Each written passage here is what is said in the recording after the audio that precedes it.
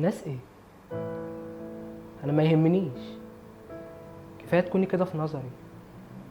الصوره اللي رسمتها لك في خيالي والانطباع اللي واخده عنك، ومن اول مره شفتك فيها شقلبتي لي حالي لدرجه ما بقتش عارف انا عايز ايه. فجاه لقيت الدنيا كلها بقت حلوه، والمشاكل بقت سهله وهينه، ممكن تتحل ببساطه وفي غمضه عين. انت اصلك مش عارفه انت عملتي فيا ايه. خلتيني احس ان ليا قيمه وان انا موجود.